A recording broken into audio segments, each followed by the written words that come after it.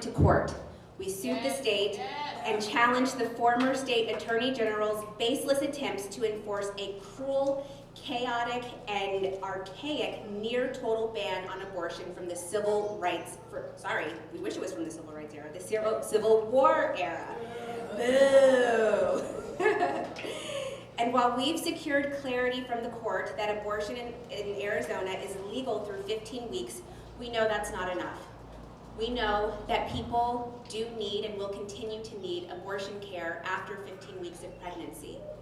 We know that any ban at any point in time during pregnancy is not acceptable. It's not a compromise, and we won't stop fighting until these decisions, these very personal decisions, are within our own hands.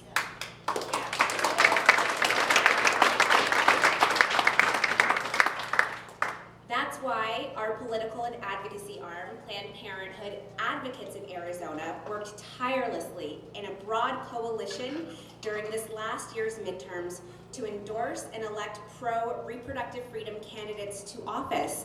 And I think we have some of them right here with us today that we'll be hearing from a little bit later. We also work to elect statewide people to office, such as Governor Katie Hobbs, Attorney General Brittany,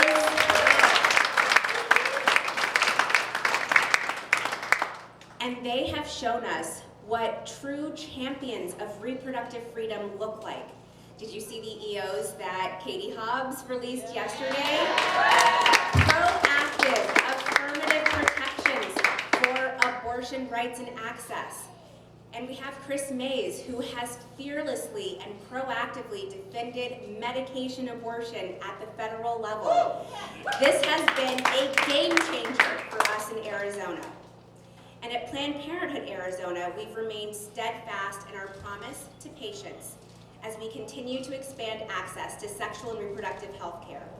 In fact, over the past year, we've met this promise by launching new services such as vasectomies and putting gender-affirming care in all of our health centers and on telehealth.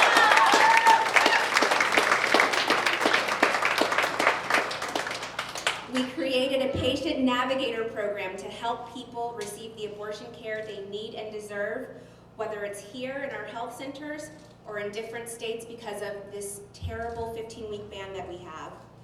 And we've launched a new clinical research department that produces evidence-based findings on SRH care.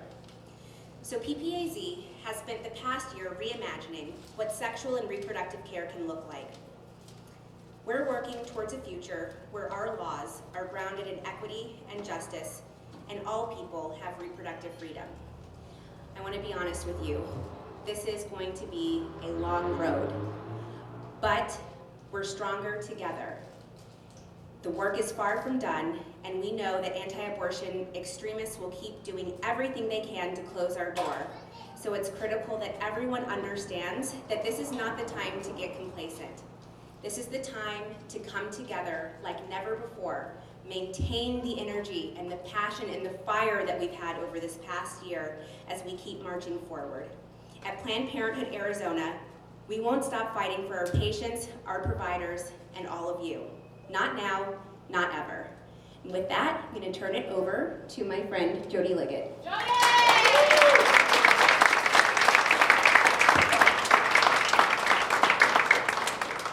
How about our incredible leadership at Planned Parenthood Arizona?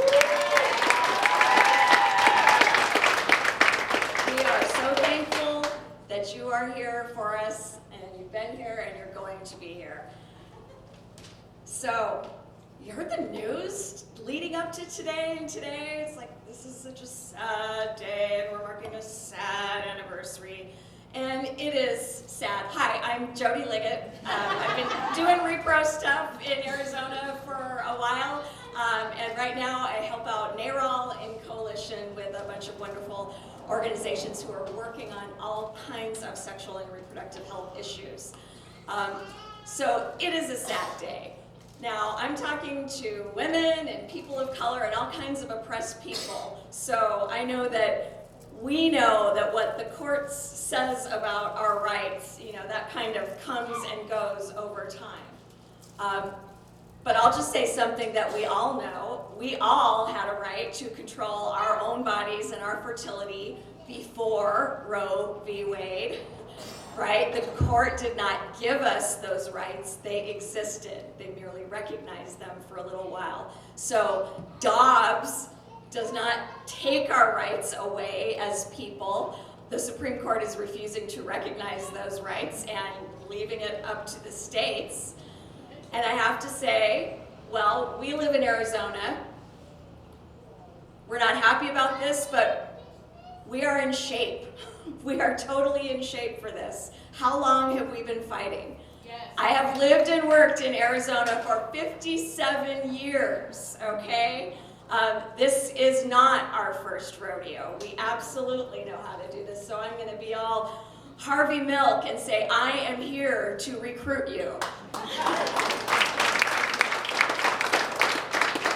We have an opportunity. There is so much to be done, and the Dobbs decision implicates so much more than women and our rights to our bodies. It's really about everybody and our right to privacy and autonomy and bodily integrity, right? So we're all going to come together, and these rights have been under attack in Arizona. That's what I mean. I'm not happy about it, but we have been doing this for a long time. We're not Vermont, that suddenly went crazy.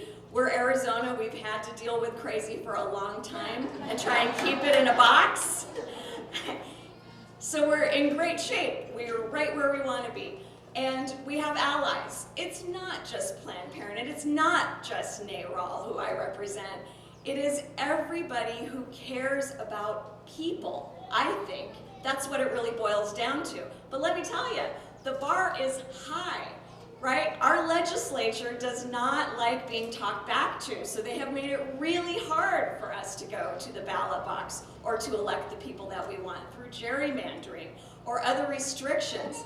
But a group, including Planned Parenthood, including NARAL, including ACLU and others, have been working on a ballot initiative, and I am confident that that will be ready to go later in the summer. So we are going to have to collect more signatures than any ballot initiative has in Arizona ever. Way more. It's going to be hard, but we can absolutely do it. And the reason I know we can do it, last election cycle, we were saying, MAGA, Carrie Lake, oh my God, it's going to be really hard, right? It was close. Chris Mays, one of our saviors that just did a really nice thing for us. How many votes, Raquel? 280. That's how close it was, right? So we need to do this, you guys. It's really close, but also we can do it because we did it. And what that leads to, Katie Hobbs, Chris Mays, Adrian Fontes, all our friends, that leads to this. We asked and we got. Now people can't be extradited from Arizona. Now people can't have a criminal investigation conducted against them in Arizona. Now we will have a governor's advisory council on reproductive rights that will coordinate all the state agencies. That has never happened before. So what we just witnessed, the single biggest executive action on reproductive rights in Arizona ever, in Arizona history, biggest action ever taken, you did it because you elected the people who did it. You got the ballots. So we are going to reclaim our rights. We are not going to stop, and we're not going to stop at abortion because it's not okay until everybody's okay in Arizona. Thank you so